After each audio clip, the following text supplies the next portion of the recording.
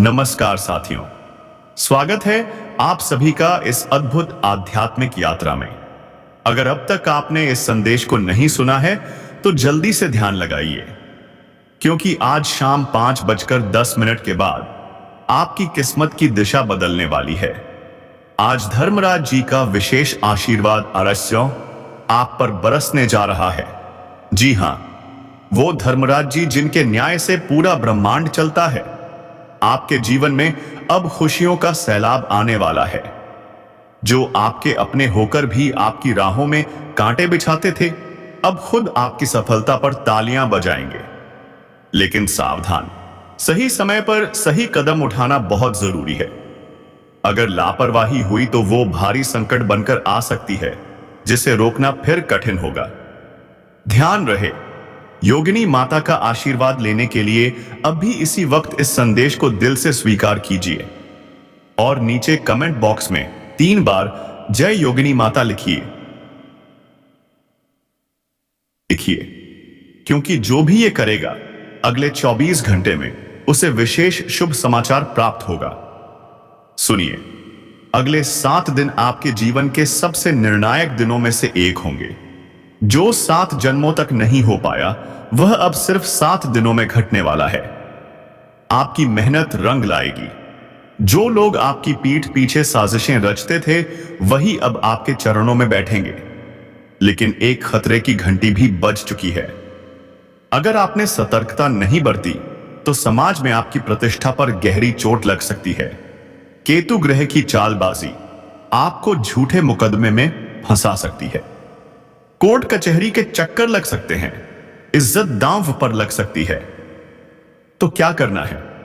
किसी बाहरी पर भरोसा कर सकते हो, पर अपनों पर नहीं। याद रखो, सबसे ज्यादा धोखा अपने ही देते हैं। अब सवाल उठता है, क्या संकेत मिले हैं धर्मराज जी से? तो सुनिए, 3 बड़े संकेत सामने आए हैं। पहला, कोई बेहद खास व्यक्ति आपके जीवन में प्रवेश करेगा जो आपकी किस्मत बदल देगा। दूसरा, जो शत्रु आपके खिलाफ तंत्र मंत्र कर रहे थे, वे खुद अपने जाल में फंसेंगे। तीसरा, बहुत बड़ी आर्थिक सफलता आपकी झोली में गिरने वाली है। लेकिन एक भारी संकट भी सिर उठाए खड़ा है। अगर आपने समय रहते धर्मराज जी को प्रसन्न नहीं किया तो यह संकट आपकी पूरी दुनिया को हिला सकता है। तो तैयार हो जाइए, अपने सभी काम छोड़िए और इस संदेश को शांत चित्त से सुनिए। यह कोई साधारण भविष्यवाणी नहीं है, यह आपके पूरे जीवन को बदलने वाला चेतावनी पत्र है। अब आपसे एक विनती है, अगर आप खुद को समझदार मानते हैं, अगर आप अपनी किस्मत को सोने से भी ज्यादा चमकदार बनाना चाहते हैं, तो इस संदेश को पूरा सुने बिना बीच में ना छोड़ें। लाइफ एक मौका देती है, वही मौका आज आपके सामने है। तो जल्दी से नीचे कमेंट कीजिए, 3 बार लिखिए जय धर्मराज जी और इस वीडियो को प्यार से एक लाइक दीजिए। याद रखिए, क्रोध में कभी जीत नहीं मिलती। जैसे भगवान वरुण देव ने भी शक्ति माता के गुस्से को प्रेम और धैर्य से शांत किया था, वैसे ही आपको भी प्रेम, संयम और विश्वास के साथ अपने जीवन की नई शुरुआत करनी है। अब चलिए आगे बढ़ते हैं उस रहस्यमयी जानकारी की तरफ, जिसे जानकर आपकी आत्मा भी प्रसन्न हो उठेगी। नोट: शनिदेव की जगह धर्मराज जी कर दिया, माता रानी की जगह योगिनी माता रखा, राहु की जगह केतु ग्रह कर दिया, शिव जी और काली माता की जगह वरुण देव और शक्ति माता कर दिया। सुनिए साथियों, अब समय आ गया है जब कालदेव का आशीर्वाद आपके जीवन में अपार परिवर्तन लाएगा। आपने अब तक जो सपने देखे थे, अब वे साकार होने वाले हैं। लेकिन सावधान रहिए, क्योंकि साथ ही अशुभ ग्रहों की छाया भी मंडरा रही है। पहली बात, इन 7 दिनों में वाहन चलाते समय जल से जुड़े स्थानों पर और बिजली के उपकरणों से दूर रहना बेहद जरूरी है। छोटी सी चूक भी भारी संकट ला सकती है। तेज रफ्तार से बचिए और आग या करंट से संभल कर रहिए, क्योंकि जब अंधकार ग्रह राहुराज का प्रभाव चरम पर होता है तो अनहोनी का खतरा बढ़ जाता है। लेकिन घबराइए मत। अगर आप सूझबूझ और संयम से काम लेंगे तो आप हर संकट से सुरक्षित रहेंगे। अब आते हैं उन अद्भुत खुशियों पर जो आपकी प्रतीक्षा कर रही हैं। धरती माता का विशेष आशीर्वाद आपके जीवन में प्रवेश करने वाला है। जी हां, अब कोई भी बाधा आपकी राह नहीं रोक सकेगी। जो भी लक्ष्य आप तय करेंगे उसे पा लेना आपके लिए सरल हो जाएगा।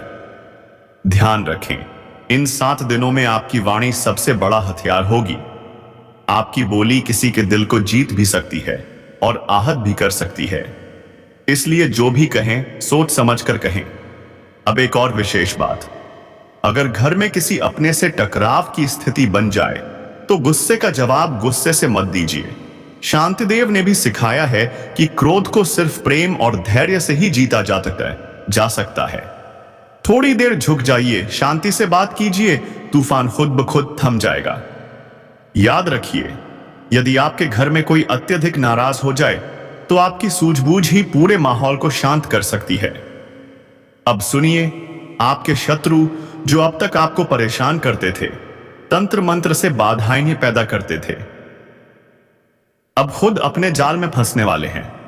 वज्र नायक देव का आदेश है कि अब आपके खिलाफ कोई भी नकारात्मक ऊर्जा टिक नहीं पाएगी।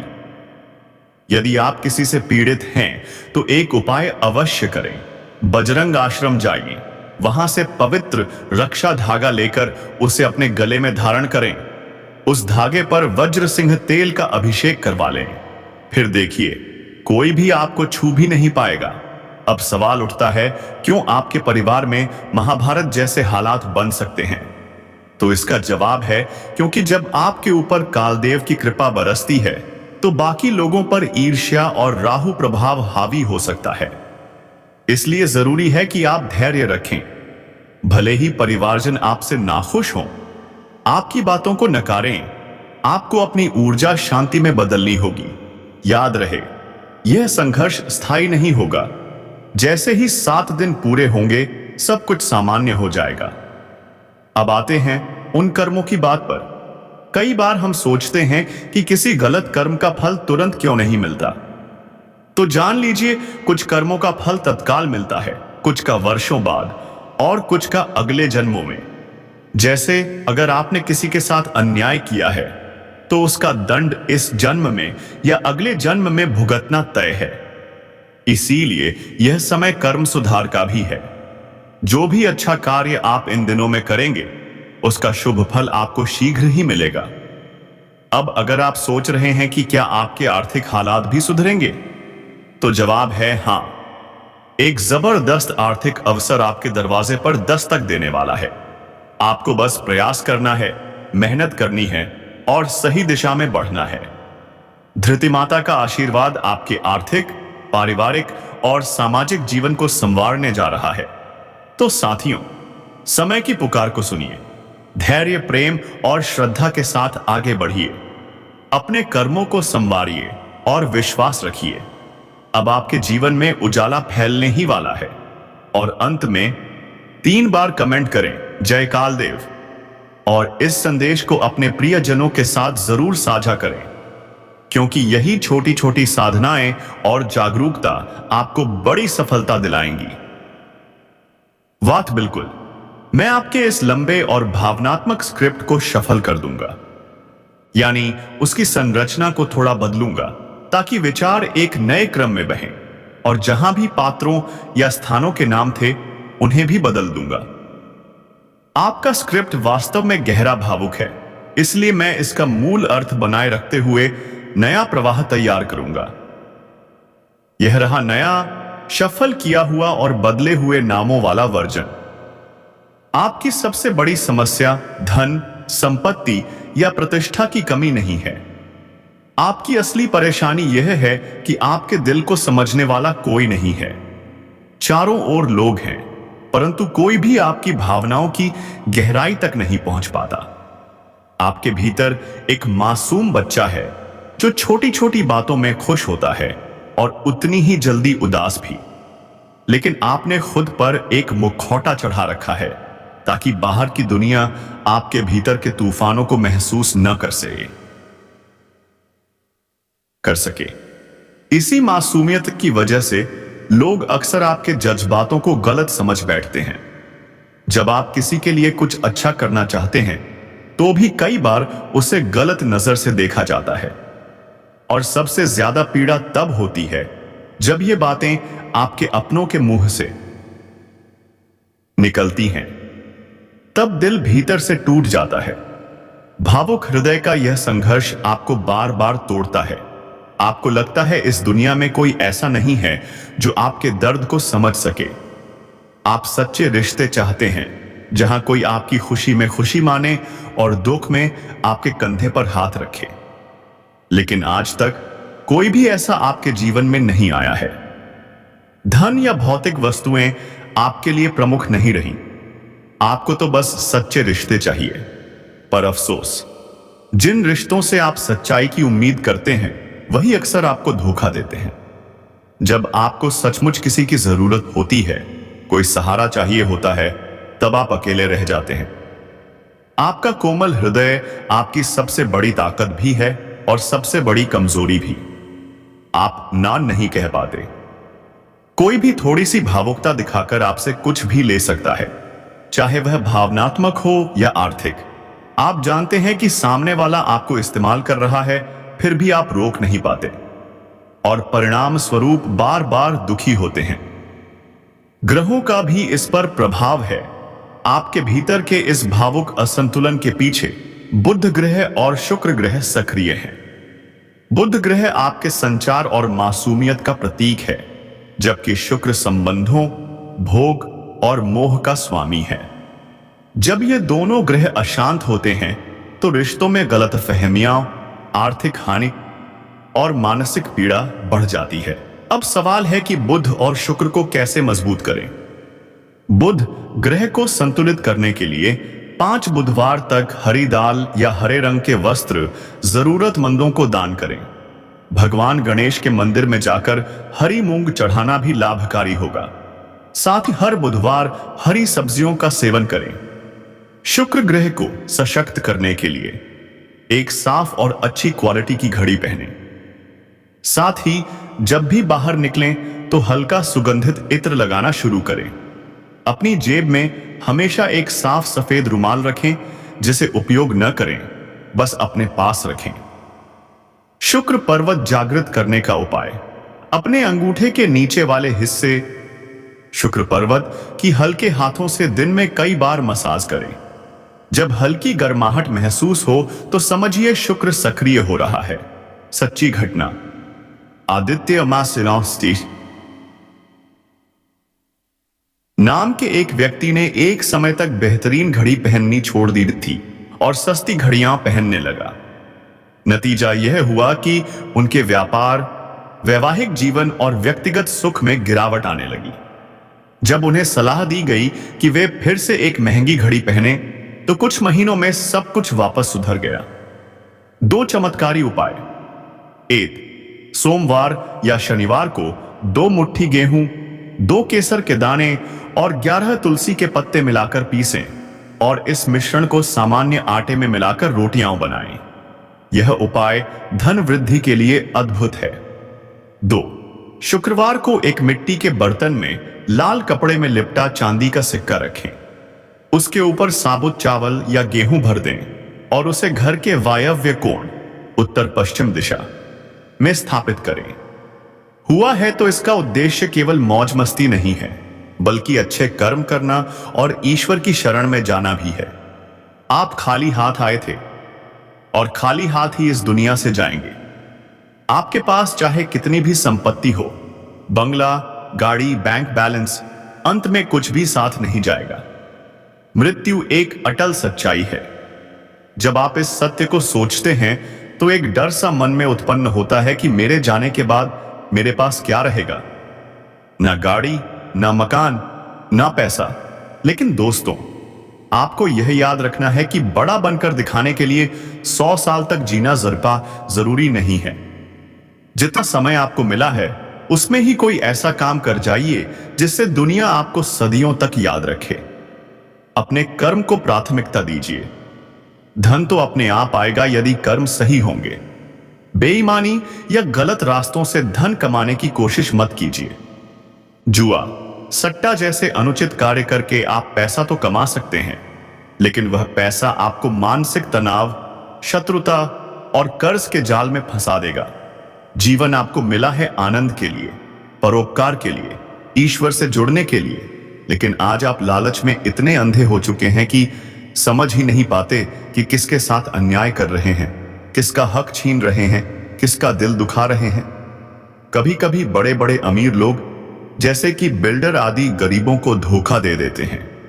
उन्हें लगता है कि यह लोग हमारा क्या बिगाड़ लेंगे, लेकिन याद रखो, ऊपर वाला सब देख रहा है। आपको बचकर रहना है उन लोगों से जो तंत्र मंत्र में लिप्त हैं या जिनका अतीत अत्यंत भयानक रहा है, जो अकेले रहते हैं और नकारात्मक सोच से भर चुके हैं। अगर आप ऐसे किसी व्यक्ति का मजाक उड़ाते हैं, उन्हें नुकसान पहुंचाते हैं या उनसे दुश्मनी मोल लेते हैं, तो समझिए कि आप खुद के लिए बड़ी मुसीबत बुला रहे हैं, क्योंकि जिनके पास इस दुनिया में कोई नहीं होता, उनका बदला सबसे खतरनाक होता है। हम आपको डराना नहीं चाहते, बल्कि सावधान करना चाहते हैं। याद रखिए, जैसा हमने शुरुआत में कहा था, आपका गुस्सा बहुत प्रबल है। आप अनावश्यक उलझते नहीं हैं, लेकिन अगर एक बार गुस्सा आ गया तो फिर आप खुद को भी नहीं रोक पाते। और यही गुस्सा आपको अकेले नहीं डुबोएगा, बल्कि आपके पूरे जीवन को तहस नहस कर देगा। इसलिए इस गुस्से से बचिए, इस क्रोध से दूरी बनाकर रखिए जो आपको किसी गहरे विवाद में डाल सकता है।